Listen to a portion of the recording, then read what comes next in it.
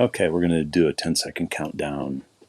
And they can hear us. We just have the intro over it. So. And your audio is not clip or anything, right? No, we're right here. Perfect. And we are live right now. Hey everyone, I'm Tom Murphy and this is Trinidad Now. With me today, as I change shots here, is Councilmember Pat Howlett. No. I'm sorry.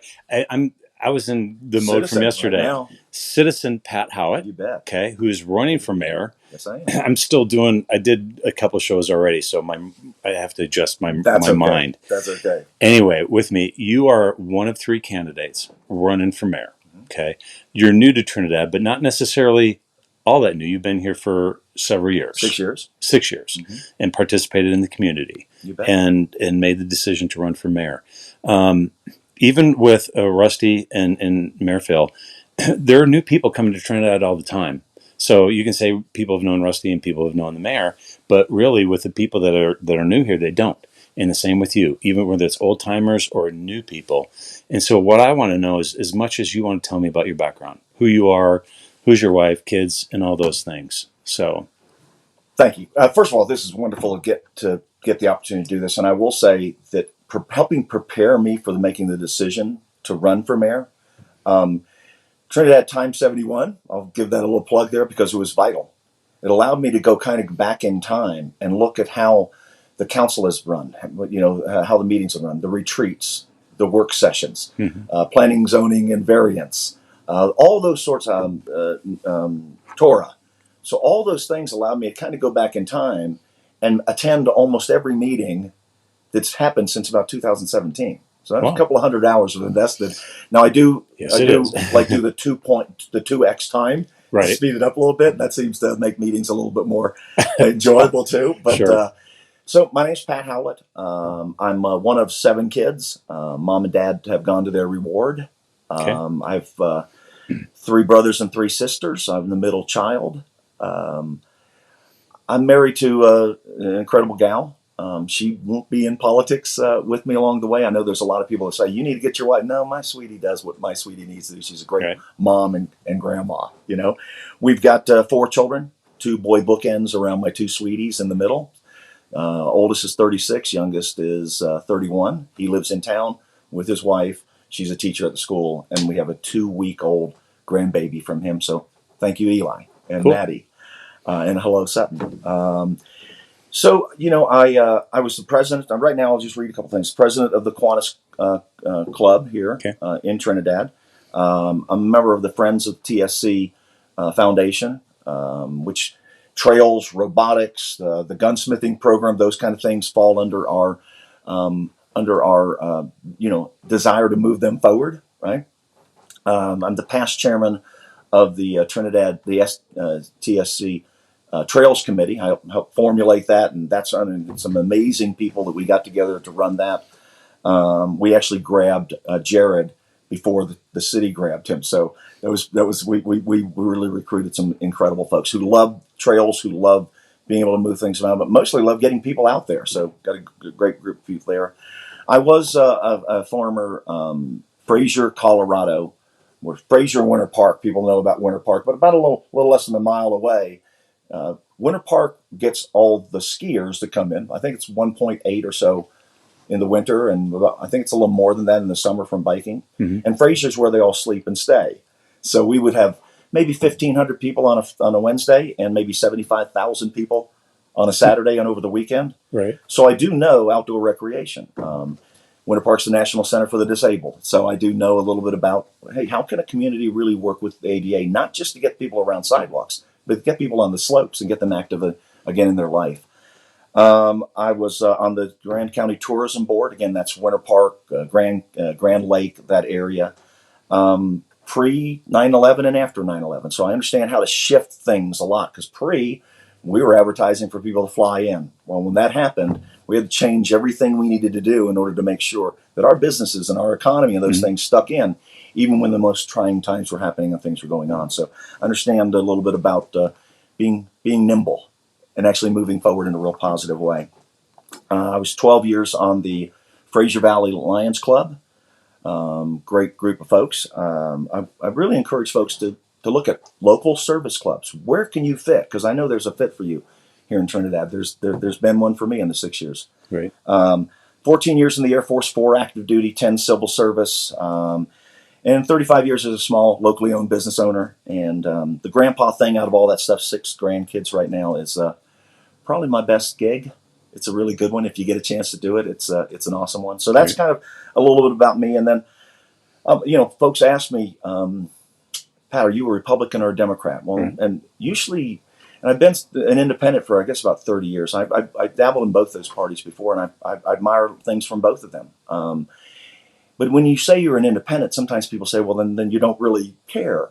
So I'd say about 25 years ago, I joined the Localist movement. Okay, we're going to put that up. So that's we're going to segue. That's, you've given us your past. Let's segue into this. We have a list of things, and we're putting this up as the lower thirds. So this is what you want to talk about. What is a localist? Yeah. So first of all, everybody is one. Okay. So that's the first thing. Republicans, Libertarians, Independents, Democrats, the Green Party. When it comes to your community, where you live, that seems to be some of the most important real estate on earth, wherever you are. And so farmers markets, farm to fork, that kind of thing, local food, local government, local control, local investment, those kinds of things, local energy, those came from the localist movement. And so when you start looking at those things, the Localist Party it kind of just says, if everybody could just take care of the 50 miles around where they live and work, and really engage in a cooperative way to make that the best thing, the best place for our kids, the best place for our seniors, improve the quality of life of both edges, the kids in the community, the youth in the community, and the seniors in the community. We found that the middle it benefits too. So if you're taking care of parents, if we help the seniors in our community, then we're helping you. If you have kids and we help the kids have great programs and those things, then you do that. And then you also want kids to come home. You want them to go graduate from the school. You want them to graduate from TSC, and you want them to come home to an economy. So, and localism comes from the 10th Amendment, so it's not foreign to our Constitution. Right. And it really is the powers not delegated to the United States by the Constitution, nor prohibited by it to the states, are reserved to the states respectively and to the people. And so when you really start looking at it, you could be a Democrat and a localist. You could be a Republican and a localist. The cool thing for me about being a localist is we get a chance to pull the great ideas from all places and use them in the 50 miles in where we live. Right. So I kind of wanted to share that really because you're a localist if you're watching this. If you care about your community and want better things there, then you're a localist, and you can still be a Republican or a Democrat or independent or disengaged. So that's really, so you'll see a lot of things that I say. You'll see a lot of my temperament. You'll see a lot of the ways that I will run my campaign in a very positive, civil way, because everybody, Phil's my neighbor. Right. He's a good man. Rusty's my neighbor. Him and his sweetie, these are good people that are taking the time. And so it was sad that we didn't have more people run. Right. So here's the most natural question: as if you were elected mayor, how can you implement some of these goals or policies? Well, first of all, I want to encourage everybody to go and find the greenways and trails plan that the city paid for, and that people that are already here agreed to. And I want you to go grab it. It's 2015. I think it's called the Greenways and Trails Plan, or Trails and Greenways Plan. So first of all, let's institute some of those things, and they're being done. Okay. The second thing is I encourage people to go get something you paid for, the 2017 Comprehensive City Plan. Okay, inside that is a lot of things. So there's a lot of things already done by great people, by people that are on the board right now, on the council now, by the current mayor, by other people in the community that's already been hashed out. So I don't have any a different agenda than what is the Trinidad agenda. I just think we need to prioritize things. And here's the thing, Murph. You only got 2 years. So for me to say that I want to accomplish all these things, what I want to do is I want to make sure we're engaged in really open conversation and real transparency, and we're communicating things. If I can get that done in 2 years, that'd be great. Right. I want to work on housing. So you're not going to find me actually bringing a lot. If I bring localist politics to bear, right, it's local food and local, it's things you're not going to be afraid of. Right. Okay. So we're going to talk about the office of mayor a little bit later, but just do you think is 2 years enough? I mean, when they instituted this in 1993, I think there was the precaution that if we have a bad mayor, at least we can get rid of them. Yeah. And my take in talking to Phil and others, 2 years isn't enough because you're just getting started. Do you think maybe, and we'll talk about this more at the end, is it maybe something we should look at? Is that enough time to get going and then to have to turn around and run again? I think I'll give you a pro and con on it. Okay, the pro is you really need to communicate and articulate a small subset of all the things that are out there in the Right. 2 years. So it does make it on for Phil, I, or Rusty and the council. It does make us have a sense of urgency to get some things done. Okay. The other side of it is that there can be obstructionists, and you really can't get some things done. Right. So it allows a small window to do things. So I think there's some really good with regards to that. I won't have a problem dealing with regards to what the people in Trinidad already have outlined. I understand the reasons for that. I think if had I been there, had maybe other people been there, we may have figured out a different way to limit bad government, Right. and actually make new people come in there and do that. So I think the democratic system works. Okay. But I'm comfortable with that. Were I not to be mayor, should we have conversations now with regards to how do we move forward when we're moving into an outdoor recreation, when we're trying to get a multifaceted economy? Yeah, I think that really needs to be looked at. But I'm fine with the 2 years, and I'll earn any other time. Okay. That. Well, what we're going to do, we're at a good time to take a break. Good. And so we're going to play some commercials. Let me take this off because I'm the audio, the video, You're the engineer. and the engineer, and I'm going to bring these commercials up, and we're going to take a little breather and get a drink At of water. Philong, we pride ourselves There we go. on the best customer Good. So experience that's it. in I parts, try to do somewhere service, between and 12 and sales. 15 I'm minutes and take so a break. happy that think, we were able to that's all find the people right can do. car and we were able You know? to go through the process quickly and We'll very do 2 easily. minutes. I have Plus, 4 we offer you commercials the from best Phil Long brands: been playing. Ford, Chevy, Hyundai, Audi, Kia, Genesis, So those, Lincoln, Toyota, Honda, and you don't do all Mercedes-Benz. four at the And same always time, the right? best No, deals. well, I'm Experience going why to 30 seconds, so I'm Colorado going to Drive. give us 2 minutes. There you go. Freedom isn't free.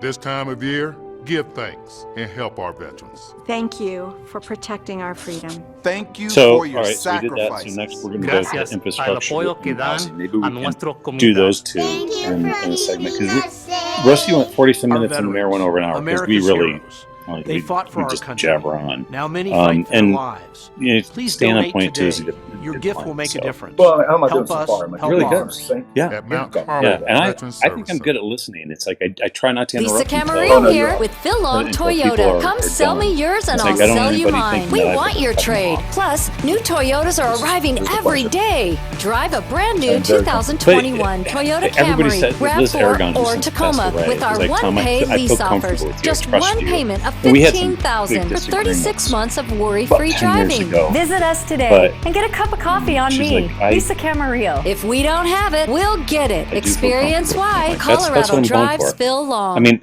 The best pre-owned deals are I'm not real happening happy with now what at happened with Philong Charlie Ford Rose of because this is Raton. kind We of, have I like 1,200 pre-owned the more vehicles to choose the from. in-depth Payments from just conversation, but $199 a month, just unfortunately, $199 plus Outgold, we like a lot of 100% other credit dudes. approval. And this month only, But enjoy that's summer why with the why I did this, $29.95 to use oil this, change. Visit to go us to today Walmart, or get this online fabric and put anytime together at the studio. This was a casting. ratonford.com. Your small town service and big city selection. If we don't have it, we'll Okay, I'll get look it. around and say, Experience that's why cool, New that's Mexico cool, that's cool. drives Phil Yeah. Long.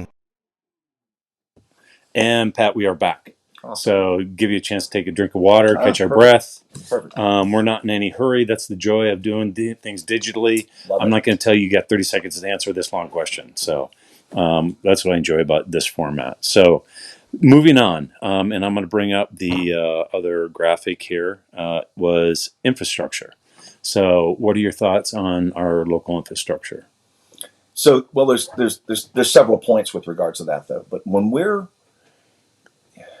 if you drive around Trinidad, you see that there's been lots of things done, and a lot of them have been done at that time. What was the needs at that time? Okay, and in boom and bust, it gets really hard. So there's things that get built, and then if you can't maintain them, then it makes it really hard to then go to the next level. Okay, Now we're certainly in that situation right now, and I've got a tip of the hat. I'm going to tip the hat. Here's what I'm going to do. I'm going to be a positive guy, whether I'm just your next door neighbor, whether I'm your mayor, or whether I'm just a guy that shows up at the council from time to time. I believe that you can tip the hat, that politics doesn't have to be harmful or hateful or divisive. So I'm going to tip the hat to the mayor and the council members there. I think, and the city manager, city planner, public works, and the city staff. I think they're doing a very good job with the limited resources they have. That said, I believe in prioritized budgeting, not just budgets all over the place. I'm a believer of prioritizing your budget to what are the needs there. And I think when you have a lot of needs and little budget, and I know people think cannabis money is falling out of the chutes, in bins, and it just comes out in big chunks. It's not as much money as you may think when you look at the real need that's out there. But I certainly think in order to move forward, we need to stabilize power and light. On Trinidad Times 71, I was able to really look at at one of those retreats. And in there, it was the 5-year plans from the different department heads. Right. And again, was that the one at the community center? The one at the community center. Yeah. If you haven't watched it, you need to go. It was back in the end of June or July. That's exactly right. Yeah. Just go increase the speed. Okay, that's what I mean. But the good thing about that is you were able to really see the foresight of folks. You were able to get a real appreciation for the department heads we have, right, and the folks that we have doing things. But when it came to power and light, to me it was like a beginning of a smoke signal. That we need to investigate that a little bit more, because anything you build that moves forward, and we say we need housing and we need to get developers in here, we need hotels and we need those kind of things. All those things require infrastructure. Water, sewer, power. And sometimes we do have lights kind of go out and flicker and et cetera here. And not anybody's fault. Just, it's been hard. For everybody that's been working here, it's been hard. Right. But we're behind in some things. So power and light. So let me follow up with that a little bit. I've been to many retreats, and one we had at Monument Lake with Gabe England, who was a previous city manager. And I think the number that they put out there, if we were to fix everything, it'd be about $100 million. I've heard that number. And I've heard that number by a lot of different folks. So it doesn't seem to be some out of thin air number, and it seems to be agreed upon by lots of different factions. Yeah. If you're elected, I'll be more than happy to share. I think it was a really good meeting that they had, and it's been about 4 or 5 years, but they really laid it out, and a lot of things are getting done. But I just think people need to understand that we can't fix it all right now. We can fix some things, but we don't have the money to fix it all. Yeah, you'll find me to be a great study. So yes, if you can share that link with me, I would love to watch it and learn. It's probably still on tape. Okay. I don't. It may have been before I was doing everything on YouTube. But it was really an interesting meeting. I think they have facilitators and everything. So, but I met the meetings and I hear people complaining about like First Street and everything. It's like we just can't do it all at once. So to me it's a priority, and it's going to be difficult because people are going to want you to do this when you've already committed to doing that. Yeah, but here's an interesting thing. It's not Pat. What's Pat going to do, or what's Phil's going to do, or what Rusty's going to do? What are we going to do? And I think you've elected some really good council members. Right. I think the staff. I'm impressed with the staff. I think we've got a really good team going on. But you're right. How do you prioritize those things? With regards to getting back to the infrastructure, right? Mm-hmm. And again, this is just a shout out to Rusty. I was at one of the town council meetings. I always think that it's important if you're going to run for office that you, at least one way or another, you go to town council meetings, you try and engage with folks there, you try and see the culture and how that all works. I was able to do that during COVID by your work. Right. Okay, but I studied and found those folks there. And so Rusty at one of the things had talked about protecting the watershed up at North Lake. We have fires right now. Things are changing no matter what end of the political spectrum you are on. You understand things are changing, and I think that needs to be done there. It's already being engaged, so certainly that's on my priority list. I don't believe any one person will have all the great ideas, or any one person will be the ideas. What I hope people get from me is that I'm really interested in attacking real problems, that I'm not vested in a long-term political career, that I want to do as much as we can in the amount of time, and if it's 2 years, let's do it in 2 years, as we can.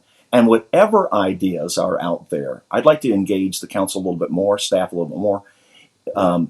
Groups of stakeholders in town that have certain interests, I'd like to invite them a little bit more. Broadband, and I know the mayor's undertaking this right now. It's really important. I will say that I have vast experience in that area. I was an internet service provider for a big chunk of Colorado, had thousands of people that, even in the early days of 2400 baud modems, I was in there in 1996, all the way up to DSL. I did that for 13 years. I lit up most of the mountain towns and communities that were in Grand County, all the way up to Steamboat Springs, Oak Creek.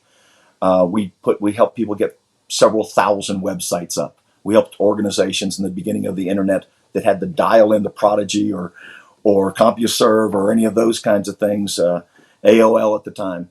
We helped bridge that digital divide, which in all frankness still exists.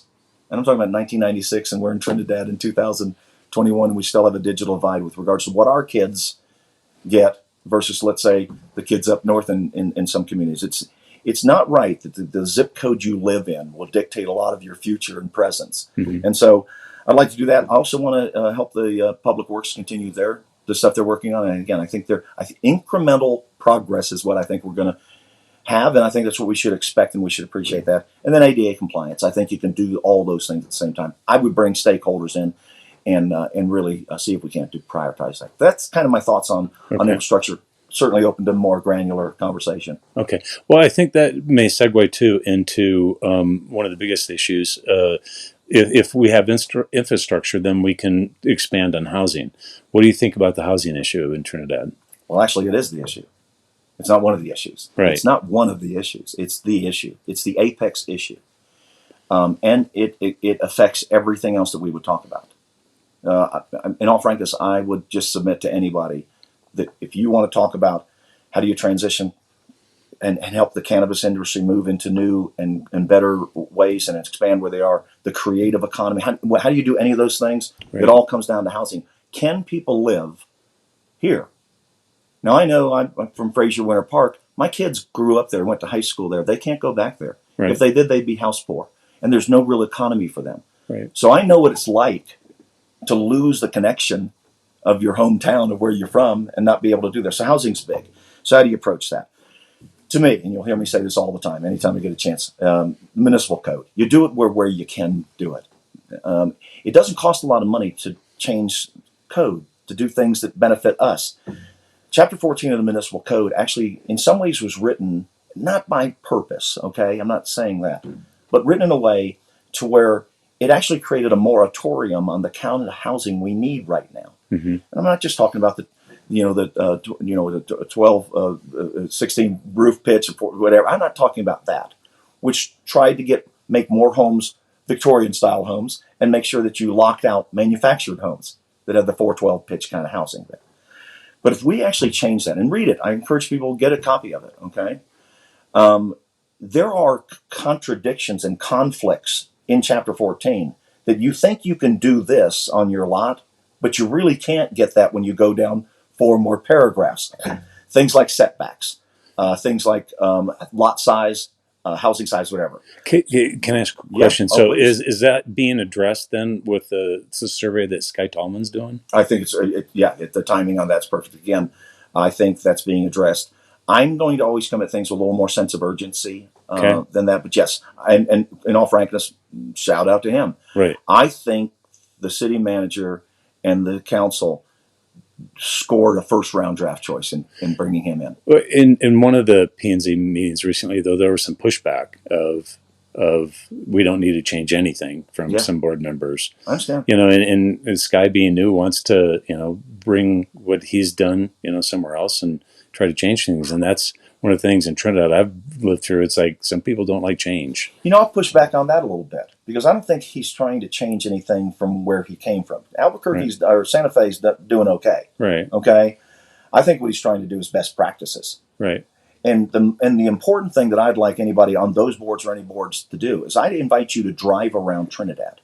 What you will find Sky doing, and city planner, what you'll find him doing are things that are already done in Trinidad, that are historically Trinidad ways of dealing with things.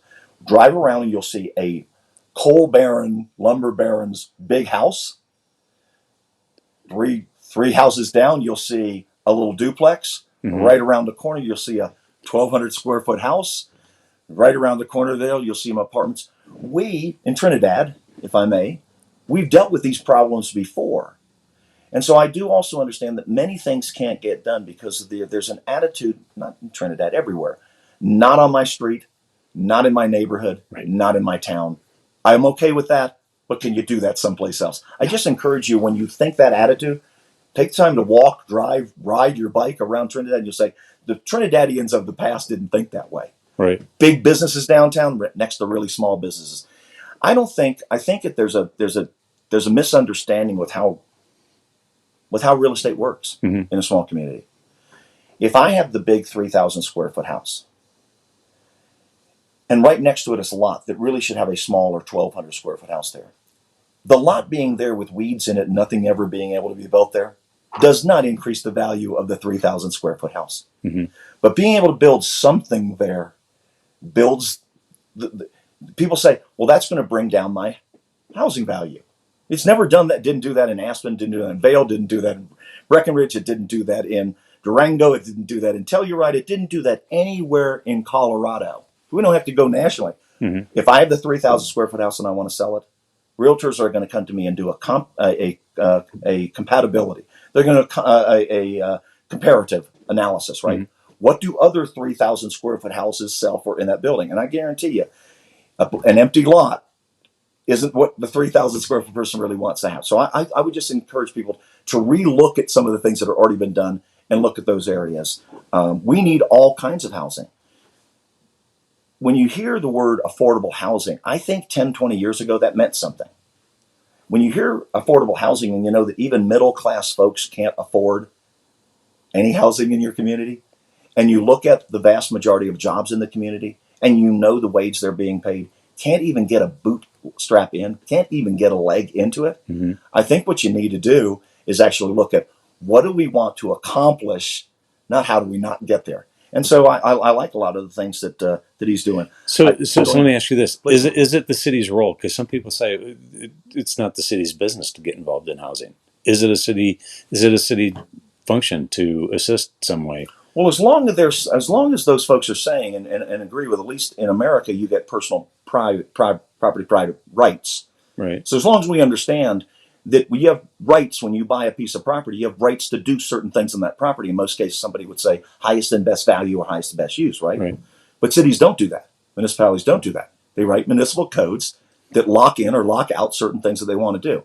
Right. So if there are some cities moving to right to use, which means I have the right to my piece of property. I have the right to start doing things on that because I own the property in America. Right. Well, if cities did that, I'd say the folks that are saying, is it a city's responsibility to do that? Right.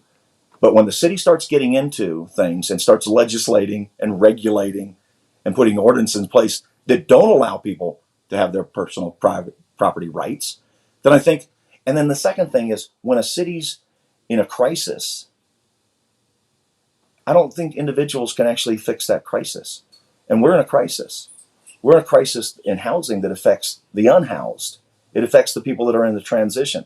There are a lot of folks, 1 month of bad paychecks away, one cancer thing in the house, one bad medical tragedy, a divorce. We're on the cusp when evictions are allowed again.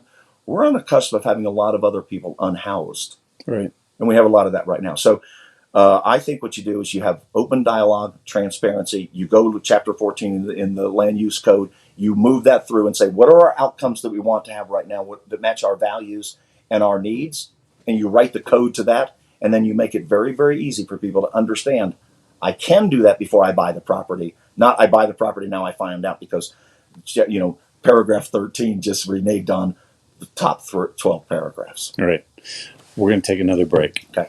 So we can take a drink and catch our breath. On, we pride ourselves on the best. That's going well. So we did housing, housing, we did economy, sales. I'm social so safety, happy that we were coal able to mining. find the right car. The And we mayor's were able office. to go through the Yeah. process Well, you quickly just and pick it very up when we easily. come back. Plus, I we do offer like you the these best are things brands. that actually Chevy, aren't on Hyundai, Sky's Audi, radar right Kia, now. Genesis, They just beat Lincoln, him up. Toyota, The old Honda, guard. and Mercedes-Benz. And I've always listened the to it best so many deals. times. Sunny Experience Leone why and Colorado on his drives diner. feel And on. he was like, "Guys, Freedom isn't free. This time you of don't year, need to give change thanks anything. We and help just our did it. veterans. Thank you And it's just for protecting fine." our freedom. But this Thank you guy's for pretty. your He's a little bit older than I thought. I sacrifices. thought he was a Gracias young kid, al but he's like apoyo que 39. dan He's a married nuestra twice, and I'm like, comunidad. oh, because he was really doing some really Our skilled veterans, handling America's of, heroes. Oh no, their They fought negativity. for our he, country. he's a player. Now many fight yeah. for their I told lives. him last time I Please met him, I said, donate next, can you today. let me know Your next gift time will you make a have that? difference. I'll Help attend us, that help meeting, ours. and I'll say Mount something like what he Carmel just said. Veteran Yeah, Services. I think I might not have posted. I got to get that Lisa one up. Camarillo here Oh, with Phil still- Long I will Toyota. get Come that sell me put up. yours and I'll Yeah, sell you they- mine. We want your trade. Plus, new reality Toyotas is what are they're arriving saying is- every is day. true. Drive a I know, brand but new they 2021 can rally Toyota people to- Camry, they're trying to change RAV4, or Trinidad. Tacoma with our all one-pay it lease is. offers. Just one But payment of here's the thing. $15,000 Write for the code in 36 such a way months that of the worry-free changes in Trinidad driving. happen, Visit us but today not in and the get a areas cup of where you coffee don't on want me, Lisa Camarillo. If we don't have it, we'll get it. But he's Experience why handling. Colorado drives he's good. Phil Long. I did forget. The to best post pre-owned deals are happening now at Philong Ford of Raton. We have 1,200 pre-owned vehicles to choose from. Payments from just $199 a month. Just $199. Plus our goal, 100% credit approval. And this I month just- only, this last enjoy month summer trying with the to get everything in place, $29.95 oil change. with the Visit us roofing today or coming tomorrow, online it's anytime just- at I had to make sure the ratonford.com. materials- Get small get the town service materials, and big city the selection. spring If we don't have it, prices we'll come down get by it. getting the money, Experience they didn't buy why it, New so Mexico it's gonna get some money drives back. Phil Awesome. Long. And we are back. I'm Tom Murphy, and this is Pat Howlett. And we had left off with housing, and there's a couple points that you still want to cover. So, It's a big deal. since it's my program, we can do that. I appreciate. I like your program. Yeah. Hopefully, I'm doing it some justice, and I appreciate you, Murphy. So, a couple of things, and I'll kind of rapid fire this because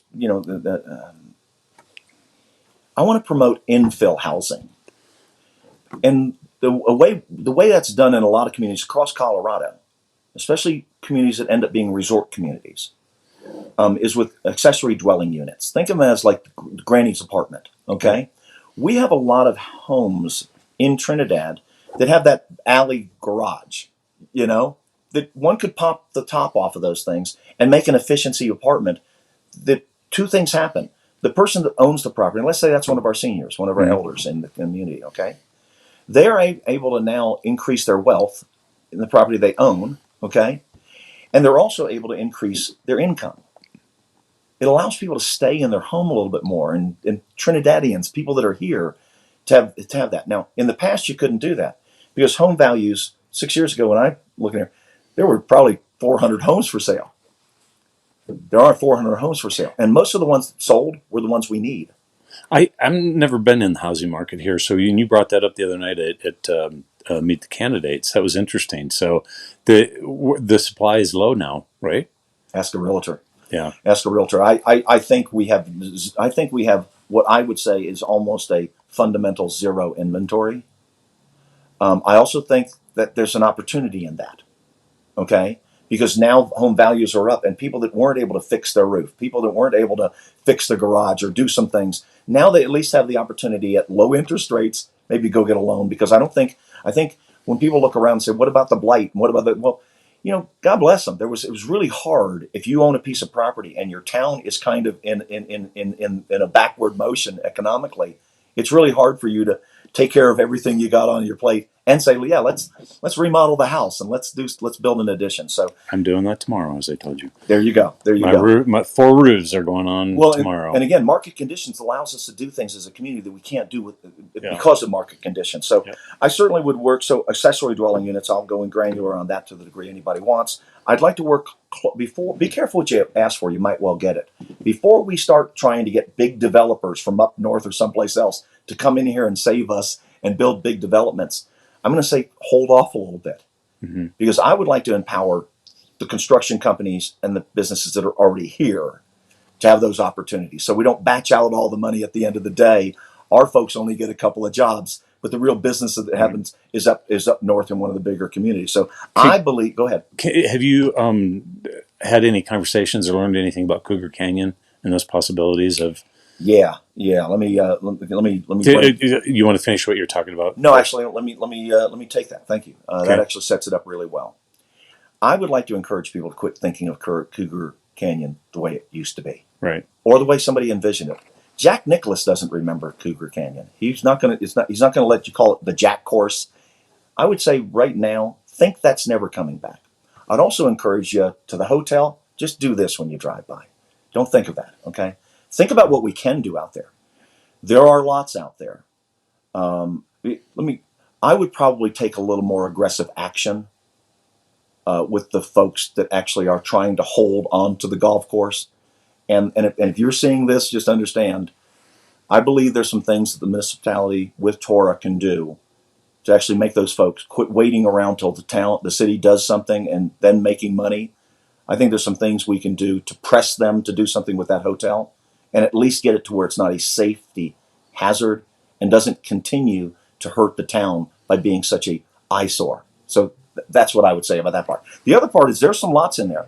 I believe that with a couple of things, and what does that require? Well, it may require getting stakeholders together again, which means all the taxing districts and authorities are out there and bringing them to the table and figure out where do we want to go? What's our outcome that we want? And what we need to do that? Because I think if we could do that, I think we have some ready, willing, and able entities that could get about 130 lots underway this coming spring. I think we could have a major building home start this coming spring. Okay, so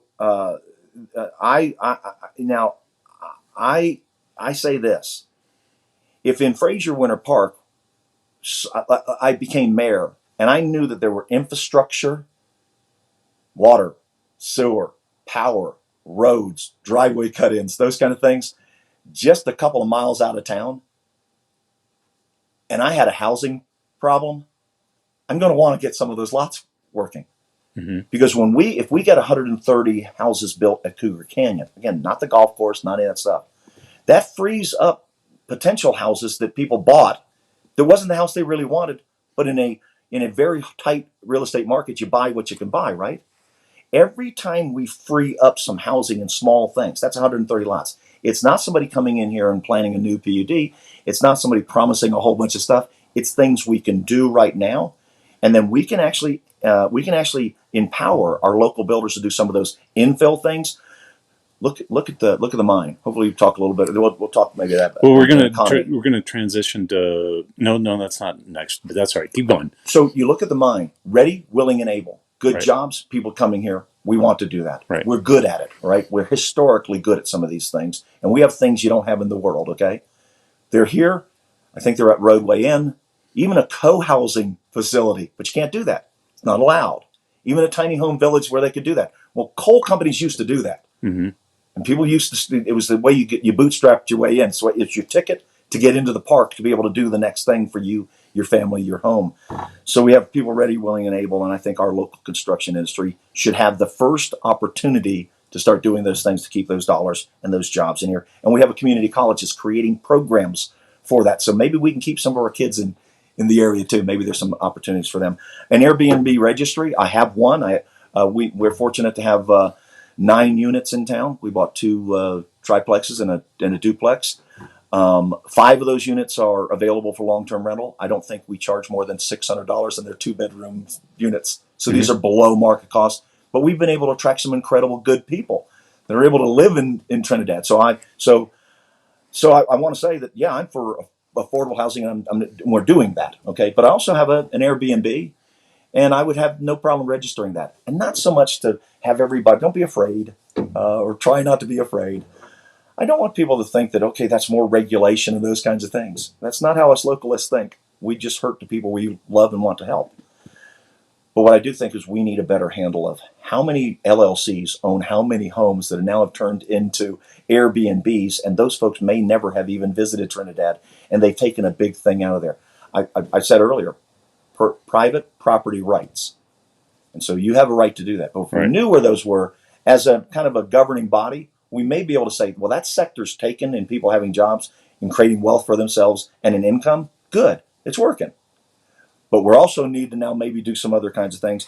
I'd like to create a municipal land bank, or at least have a conversation with regards to that. We have lots of lots out there, and if we put those together, I think we can help help do some things. Lots of community. So what is a land bank? A land bank is you take all those. Let's say the city or the county has lots that are back owed taxes. Okay, we'll buy those lots and then make those available. Maybe put them together in chunks for the kind of housing you want to do. Right. It's almost like we're okay getting incentives together to give to a developer, right, in form of cash or tap fees or those kinds of things. But we're not all okay with taking some of those same assets we have and doing exactly what we want to be done with. So a land bank is something that I would like us to have a conversation about and see if that fits with the structure there. We have a really good city manager. We have great staff. We have a good city planner. I think they could. I think if the council was able to bring those things up, I think they could help us all get a better idea of how that works. Real estate transfer tax. It's used in a lot of communities, certainly in resort communities where people own their second or third or fourth home and they sell that home. Some money, and I would like to have the conversation of earmarking some of that to workforce housing. What we don't want, but what's already happened, and again, I have a sense of urgency. These are good people that are serving us. I voted for them, okay? But we need to move faster, because I've been in a place, Fraser and Winter Park, where we didn't move fast enough when we had the opportunity, and we lost the opportunity to help the people that were there, to really dictate our own kind of future, because it got dictated to us because they're always more powerful on the other side of the negotiating table. And I think we have this window of opportunity right now in the next 2 years to actually do some things that have already been planned, already been approved, already working. Let's just give it a little bit of gas. So, and that would be the master plan from 2017, right? 2017. A lot of this is in that master plan. A lot of great work was put in by people before us. I maybe should do a program on that and lay it all out for people, because a lot of these plans I've sat through where they put them together and they get put on the shelf and nobody talks about them. Yeah, but I want to say, if you go and read those, I think you'll be very proud of the people that you elected and the people that are working for you. I think you'll be really proud of the process they went through. I think they did good work. Right. Yeah. Cool. All right. This is another good place to take a short break. So perfect.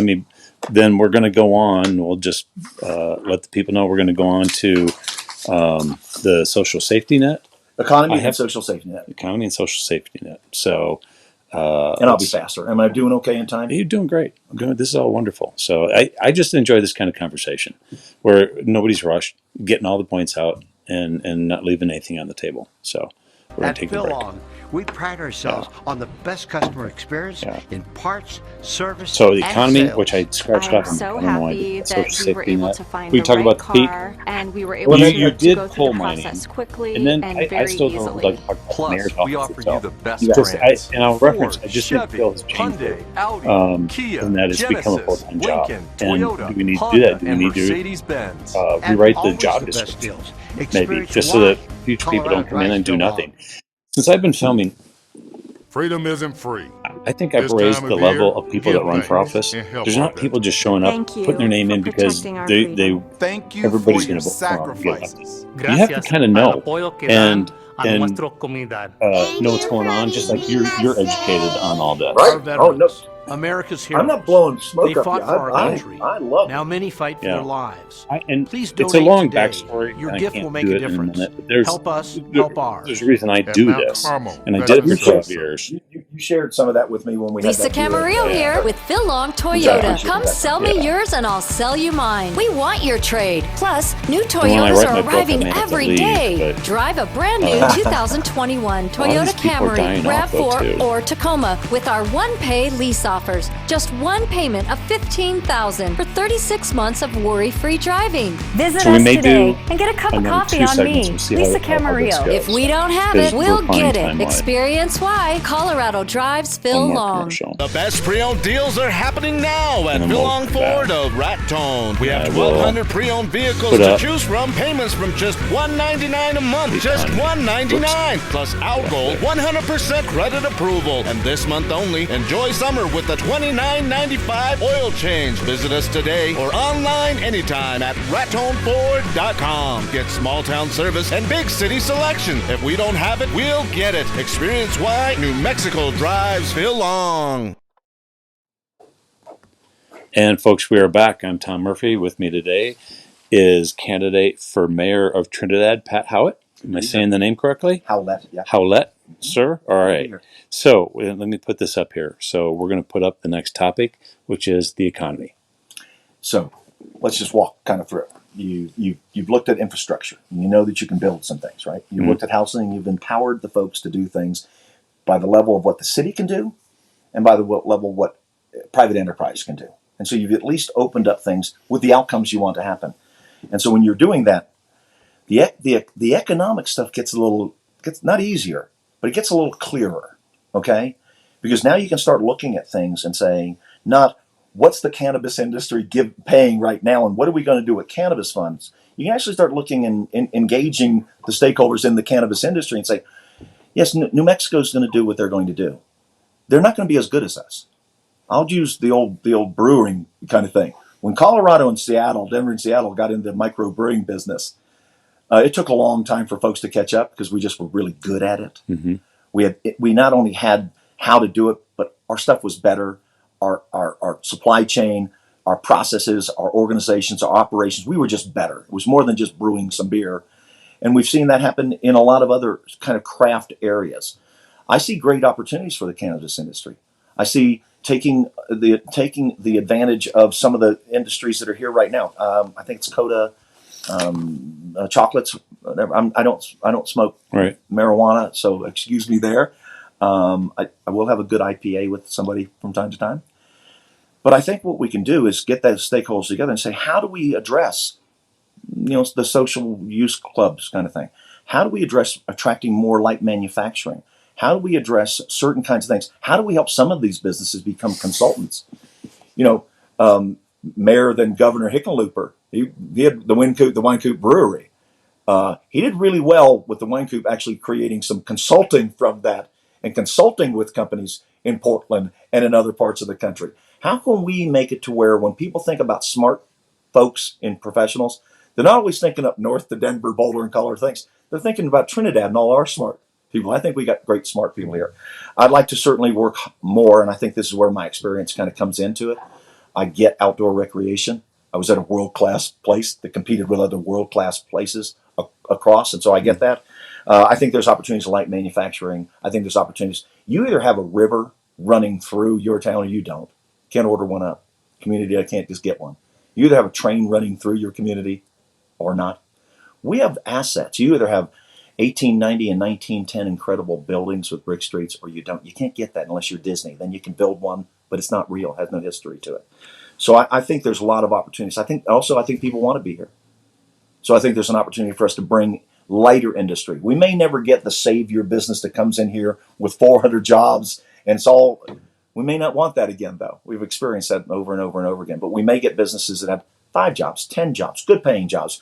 So that goes back to that internet, broadband, infrastructure kind of things. So I think we need to do that. And quite frankly, I am charged up about the opportunities in the creative class economy, in our artists, our makers, our producers.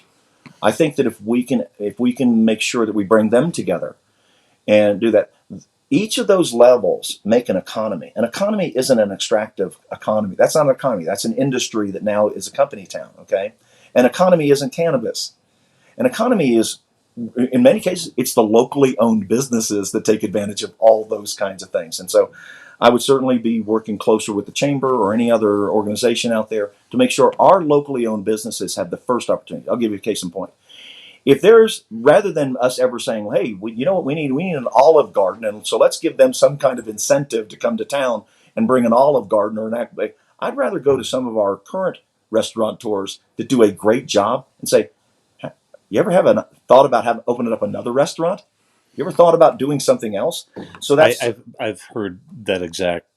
If not Olive Garden, Denny's, or Home Depot, and it's like, what about the people that we have here that makes this place the one we love? That has been painful to listen to at times. Well, and here's the thing: all those outside sources, when you say, "Hey, we could get Amazon to come in here and put it," we can. What you pay out in incentives, just go do some research. It's pretty easy on that web isn't a fad; it's out there. You can use it. What you pay out in incentives does a couple of things. First of all, there's very rarely that entity actually does what they said they were going to do. You've given out a whole bunch of things to an outside entity, and you hurt your core internal economy. And we've been doing this for decades, and we still think it works, but it doesn't. What works is actually investing in the folks that are here and trying to figure out how do we take the people that are here, that have that Trinidad grit to them, that have that Trinidad toughness to them, and that Trinidad-y kind of Southern Colorado thing. How do we take those folks and empower them a little bit more and invest in them a little bit more? And you know what? We may have people saying, I'd like to have a Moose's in my town. I want a smokehouse in my town. I want a Los Angeles grill, or Almac should be a big restaurant. That's what I perceive for us in the future. All right. Cool. All right. Next topic is, let me bring it up here, is the social safety net. This just comes down to, quite frankly, that there's folks on lots of sides on this. And I'm not going to challenge wherever you think you are. This is matters of the heart, and it's matters of kind of what you perceive. How can you help other people? Okay, so we've got infrastructure, we've got a good economy running, we got housing there for lots of different folks. I think all along the way, a civil society that wants to be a place where people are and want to live their lives and raise their kids. I think they care about folks, and truly a localist kind of thing, and that's where I would say Rush Limbaugh was probably, he was a really conservative guy, right? But I think in his town, he didn't want single moms to not have any kind of daycare or to not have any kind of future. I think, and you take the most, progressive or liberal person out there, they want a balanced budget in their town. So I think we're all localists in this area, and I think there's room for us to help others. So certainly some of the things I have a philosophy on with regards to governance. Mm-hmm. And that really does have to do, if you take care of your seniors and you make sure they have the best quality of life possible, and you take care of your youth and you make sure they have the best quality of life possible, everybody in the middle works. But here's the thing, we're not doing that. And I'm not talking about Trinidad, I'm talking about all over. We're not doing that. We have seniors that are trying to figure out how to do prescriptions, how to do some other stuff. And us locals, we don't want that. Those are our moms, dads, the next door neighbor. We have kids that actually, maybe grandma's now taking care of them because it's been very hard for mom and dad to actually have a job. So before we even say homeless and those kinds of things, I think we need to improve the quality of life of our youth and our seniors. I think once you do that, now there was something Eli DeBono said the other day. I thought him and Karen Griego did a really good job based on what the circumstances. I like things that sometimes you would say, well, Pat, that's not going to work, but I like having a conversation about it. So there are homeless people, but many times they're not the panhandlers, okay? They're not the people that have their car around, in the parking lot of Walmart and get out with a sign, going to make $100 or so today, and jump in the car and now do the same thing in Pueblo. And that's kind of a, and stay at a hotel. And that's not who I'm talking about. Right. I would say let's make them have permits, and you get a permit from one of our social services areas, and it doesn't cost you anything. But I think we have an underground communication system where I think people are saying, listen, if you stop in Trinidad and you hold outside for a little bit, whether you need it or not, you can go. Well, when you do that sort of thing, you take away from what Brother Clay's doing with the mission, you take away with the soup kitchen, you take away with health solutions that really are going to work with people with mental health issues and work with people that have drug addiction problems. But I would submit this. You take 100 people and you say those are all folks that are homeless. Some of those people just got divorced. Some of those people lost their jobs. Some of those people just got out of the military, and we don't really do a good job there, but we won't jump into that now, Tom. We don't have enough time. Right. But I think what we can do is I think what we need to do is at least do what we can. I've been working on something with Brother Clay and some other folks. Brother Clay, he's the gentleman who is down at the mission. I think 11 o'clock he fed a whole bunch of people there. Okay. Him and a sweetie do stuff with food, just feeding people. Okay. I don't think if you stop feeding people, I don't think they say, yeah, now I'm going to Pueblo or Denver. I think people need to eat every day. They do. And so I'm okay with that. That's just me. Right. Okay? So we're getting close to being able to have a warming center. We have a church in town that's opened their heart and said, you know what, I think we can do that if you resolve these issues we have. I think we can do that. So that's a good thing. Because let me just share with you, I've been helping somebody recently, and one of the things that this person mentioned to me, he said, the hardest thing, what they really need is lockers. Because if they want to go and do something somewhere, the problem is they're stealing from each other. And that's what happened to him. His stuff was stolen. He said, if I could take my stuff and put it in a locker, he says in Europe, and who was telling me this, in Europe, they have a train system.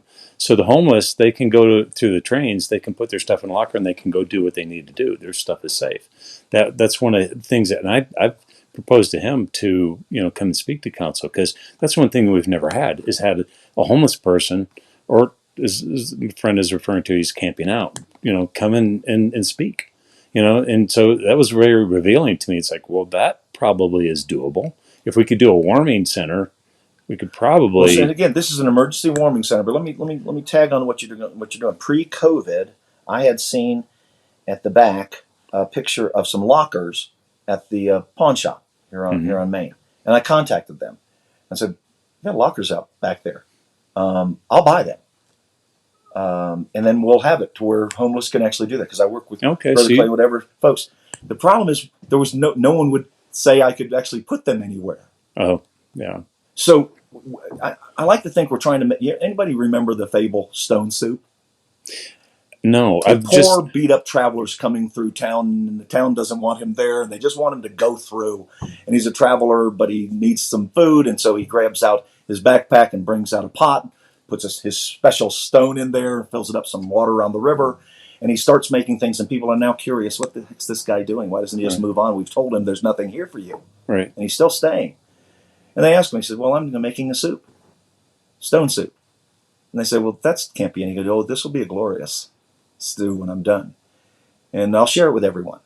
And somebody says, what do you need? Well, if I had a pinch of salt, a pinch of pepper, something like that, I think it would be good. And pretty soon people start saying, I got some carrots, I got some celery, I got some meat for you. And the community came together and just pitched in what they could pitch in. And I believe we can do that. I think we can make stone soup out of those things. Okay. So a warming shelter, really good. I'd like to move for lots of reasons. I'd like to move the folks that are unhoused off the river. I think when you do that, though, you move them where? Back to your locker kind of thing. Right. Understand, when we have people sweep that and they grab all the stuff and they throw it away, that's the last thing that person had. That's their only possessions. You've just taken everything they own in life. And okay, but you just did that. And we can't as a community say we didn't do that. Right. So we did that. So now they got to go find something else that's out there. So it's a cycle that never resolves itself. So there are problems, and problems have solutions, and there are dilemmas. Boy, dilemmas are the tough one. And this is a dilemma, but we need to come in a little closer. So you, and I'd asked you before we started, you'd gifted, I think, the council members with a book that talked to direct, and I was going to follow up with this later, but let's follow up with it now. Yeah. What was the book, and what was the point? The book was, I kind of like Stoic philosophy. Mm-hmm. Okay. The book was written from a kind of a Stoic philosophy kind of perspective, and it was The Obstacle is the Way. It's been used by a lot of athletes and a lot of organizations and corporations to say, the thing we keep saying is the problem, and the thing that stops us from moving forward, whether it's a person, a corporation, a town, municipality, those are the very things we need to move forward through. And once we get through those things, we find out that wasn't as big as we thought it was. The dragon didn't have, the hottest fire. And so I bought everybody on the council a book. Right. My intention would be to do that again. I don't know how that is received, and I don't know if anybody read those. But Right. The next book would be a book called Strong Towns. Okay. What I believe, and this is just my style of leadership, okay? I believe once everybody that's on a team, and I look at the council, the mayor's position, the council, the staff, the folks that are there, as we're a team. And I think when we start playing out of the same playbook, when we start having a similar vocabulary and vernacular and things we see, when we see somebody else say, well, this is how you maybe can deal with parking because these folks are doing this, or this is one of the ways you get through obstacles or problems, and we all see that. We have a tribal knowledge now, some communication things that we can now share towards the bigger problems. So yeah, I'm a big advocate for people studying. Go to Channel 701 again. Yeah. You're doing of figuring out what they don't know, because what we don't know we don't know what we don't know sometimes. Right. And so yeah, I shared that book there, and it was truly from a heart perspective. It wasn't from the, hey, you guys need to read this because you don't know what you're doing. They know what they're doing. They're pretty darn good. I just wanted them to understand that if I were to become mayor and join them, that I'm a really positive, constructive guy. You're not going to find me fighting in the weeds over things. You're not going to be finding me finding things to fight about. I'm going to ask our attorney. I understand the reasons why you're saying we can't do that. I want you to find some things for us to how we can do it. Right. And I think we can. So it's a good book. If they haven't read it, read it. It's called The Obstacle is the Way. If you just looking at this, take a peek. It's cheap. It's an inexpensive book. I think $14-15. So I was able to stay below. I did talk to the city attorney, make sure I could do that legally. And it was $15. It was possible. So, and to be fair, I'm friends with you on Facebook. I'm friends with Rusty on Facebook and the mayor recently. One of the things I really appreciated of what you shared this morning about the bees. And I think it's a way of lifting people up. Just share if you can, the story about the bees and the father and the daughter. Well, so there's bees and ants. I'm a beekeeper. Are you? So yeah. So I actually love getting out there and having a cup of coffee with my girls, or maybe at the end of the day, maybe adult beverage or something along that line. And ants. And interestingly enough, and I just harvested some honey here recently, but bees will get in that honey and they'll drown. Okay. But if you just lay it out, okay, so I'll tell you a small synopsis of that story. If you just lay the honey out and you let the bees kind of help each other, all the other bees will come there and they'll start grabbing that honey up. Mm-hmm. And they'll actually get the honey. They won't be drowning. And then one bee will escape a little bit and help the rest of them do that. So what happens with bees is if you kind of just let them be bees and let them do, they really show you how a functioning, safe, productive community operates. And ants are the same way. If you and I were to get some ants and we were to throw some red ants on this table and some black ants on this table and some other things in a box, we just throw them in there, they're just going to go around doing some things trying to figure. But if we shake that box up, they're going to fight. Right. I think there's a lot of people shaking boxes. Yeah. I've got a couple big ant hills out back here, and I do everything I can to protect them. I had to move some big stones over them, and I was afraid that I lost the big one that's been there for 20 years. Yeah. But come spring, and it's like they're okay. They came back out, because it was like an earthquake for them because we moved these giant pieces of cement that I had to tear out on the side. And I felt bad. It was like, no. I feel the same way. I feel the same. And again, it's just a form of communication. We can learn a lot from things that aren't man, and so I appreciate you seeing that. Yeah. I like sharing things. If people want to go, if people want to go get an idea about me, go to my Facebook profile, go to my personal one, go to my LinkedIn profile, go to, investigate me, find out who that Pat dude is. All right. We're going to take a short break this time, just a couple quick commercials. Then we're going to come back and we're going to talk about the mayor's office. And then what I do for everybody is I let you wrap it up. On and say whatever it is that you want to say to finish that. But let me get again, since I'm the technical guy too, we'll get rid of that, and we're going to bring up a couple of commercials here. At Philon, we pride ourselves on the best customer experience. I think your experience as having been there is good. So just we were able to talk about what you think it entails. We were able to do the process quickly and very and then easily. Plus, we offer you we did a little bit, but I'm starting to think that Hyundai, Audi, 2 years might be too short. Maybe we have time, Honda, have a conversation of we should go back to 4. Maybe. Colorado drives Phil Long. Freedom isn't free. This time of year, give thanks and help our veterans. Thank you for I'm protecting about to start making my own commercials. I've had these since July. I've just, like I said, trying to get this project off the ground and make sure it happens in the window that we needed to do. It's been really America's stressful. heroes.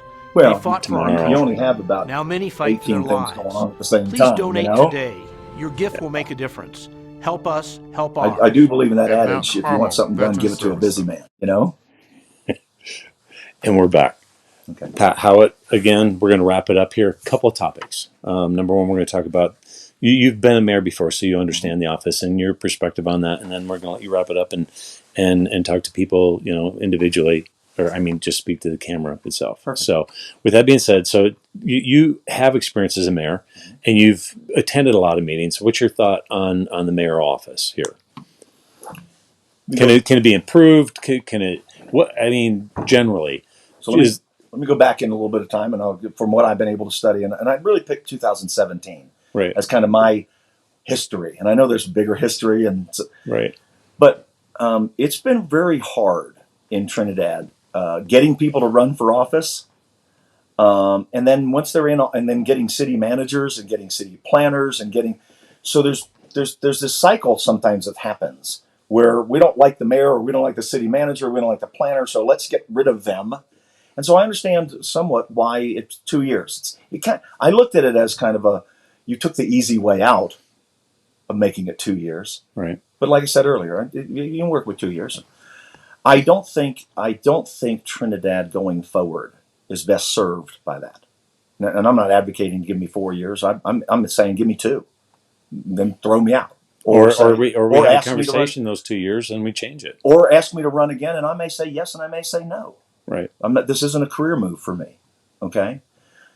So I do think that needs to be looked at. But I will say, to Mayor Rico's benefit, that when I looked historically, and you fire this guy and you recall this person, you do all those kinds of things. I think one of the things the mayor did that was really good. He did lots of stuff, but 2 that I think, and they're not the achievements that you go down the list of, but he stabilized the office. He will make it easier for Rusty and I, were we to be elected, to actually do some things because it's stable right now. He put a little more trust in that and stabilize the thing, and I think we need to be grateful for that. The other thing is he really reached out up north and said, you know what, we're Trinidad and we're in Colorado. We're not on the other side with Raton. We're not in New Mexico. And I think he worked really hard to get folks up there to understand we were there. And he has turned it into a full-time position. And I don't know if that's the full-time position, because Phil's working hard in a lot of areas. Okay. He didn't let the moss, grow too much, but there's a lot of times when, as mayor, you may or may not want to be on this board and this board and this board and this board. Okay. So I'm going to take out of, because I'm the past chairman of the Trails Committee. Maybe I was a little confident on that. Maybe I need to get that job back. But I'm the past chairman. I will probably step down as the president of the Kiwanis Club, although I will be in the club. I will maybe move away from some of the obligations I have. I've taken the last couple of months to redo my business. I do tidbits, but that's more of a community project for me than it is of advocation. But I made sure my sweetie was okay with this. My kids are grown. I made sure that my life could fit whatever the demands of this would be. And that's what I would concentrate on. So some people, is it a full-time job, Pat, to do, or a part-time job, whatever? I'm going to do whatever's required. And my experience showed me in Fraser is there are some times, quite frankly, that it's a 60-hour job. It's a 18-hour day, and you have several of those, because many times the other side of the negotiating table, or some problem that's really happening, you can't put it up and say it's Friday, I'll see you guys on Monday. Mm-hmm. It requires you to do certain kinds of things. So I'll put in with it. I'm fortunate and blessed in life that I can do this job, and I can do this job and give it a bit of time that it needs from me, whatever that time requires, and wherever I need to be to work on behalf of folks. Okay. So all that said, yeah, I think that it needs, I would say not in my term, but I would probably advocate for a 4-year term. And I would again, not in my term. Right. But I would probably advocate for an increase to that. When I start talking about a livable wage for people in all jobs, I think a mayor, if he's going to have to run a city like Trinidad that's really going to grow and really has some real issues. Again, we're fortunate to have a city manager, city planner, a city clerk, all very capable in their jobs to do those kind of things. So they're to do things. I'm not a micromanaged guy. The staff is not my staff. I and the council work together, so that helps you really, it helps you delegate and get a lot of help in a collaborative way. But I would certainly believe that it disappoints me a bit that I can run and Phil can run and folks that are maybe retired can run, or folks maybe that have money can run. Right. But somebody that's 35 years old can't. Right. Do you know what the annual pay is for the mayor? Frank, I have no idea. I think it's $600 or something a month. So I think council is 300. I actually proposed to them before the last council left. I said it's time to have the conversation again because it's been 10 or 15 years since they changed their pay. I got paid $48 a meeting, and I couldn't really have any extra meetings. So that's barely enough to buy coffee. So here's the thing, and you know what? I will speak for anybody at this level of government. You don't do it for the money, right? Okay, you just because that's not. Now, do some in some places? Do some do it for maybe an agenda, kind of there's some personal gain there, those kind of things. Yeah, I think so, but I think we can see them. They're easily identifiable. Right, but if we want the 35-year-olds to run in time, I've spoken on it publicly before. I just think it's time for a conversation. I think it's time for a conversation for changing the mayor from 2 to 4. I understand, why they did it, but I also think it's time. It's not going to make much of a difference, but I still think that the financial condition of the city, the council and mayor should be paid a little bit more. Not a whole lot more, but a little bit more. Again, not for me, right? But if this were something that benefited the current mayor or Rusty, right, and I'm just a citizen voting again. I'll vote in favor of both those things on their behalf. Right. You bet. Okay. Is there anything left before we wrap this up and I turn you over to the camera? Have we left off any topics? No, you can go more granular, but I would say this was very fair, very comfortable. I really appreciate the asset that you and Channel 71 are. I've said this to you long before I was running for anything, just through my little tidbits paper, So I'm appreciative and grateful. As to anybody anybody's watching this, I'm going to be very easy to understand. I'm going to communicate effectively. I'm going to allow anything that you want to know about me to be known. I'm going to try and make sure that we communicate with you a whole lot better, faster, more transparent, and with every bit of information you need to know. I'm certainly going to make myself available to Channel 71, to the Chronicle, to all things 81082, to anybody that really has an interest with regards to how Trinidad runs and operates and how it can be better and be the best community we can all make. I ask you just this: you'll vote your conscience. It's one of our biggest things as a vote. It's an amazing gift we all have. We all get one. I just ask you to hold off a little bit. Hold off till November 1st. Now there's going to be time for you to know where Mayor Rico is, for you to know where Councilman Goodall is, and for you to know where right now Citizen Pat is. Hold off a little bit. Put us to the test. If there's an opportunity to ask any of us any questions, ask for that opportunity. If there's an opportunity for you to engage in any way, engage in those ways. Make sure, and this is one of the reasons I ran, these things shouldn't be givens. We need to make it tough. I'm disappointed that more people didn't run for council, and Councilwoman Griego said the same thing as did Councilman DeBono. We want more people involved. So don't sit on the sidelines in the stands and start throwing, don't be like was a Cleveland fan and start throwing batteries and all kinds of stuff on the field. You're not going to get a better game. Get on the field. Do something. Find some place where you can fit. Hold your vote. If I get it, I'll have earned it. You're not going to see a lot of signs from me. I'm a budgetary guy.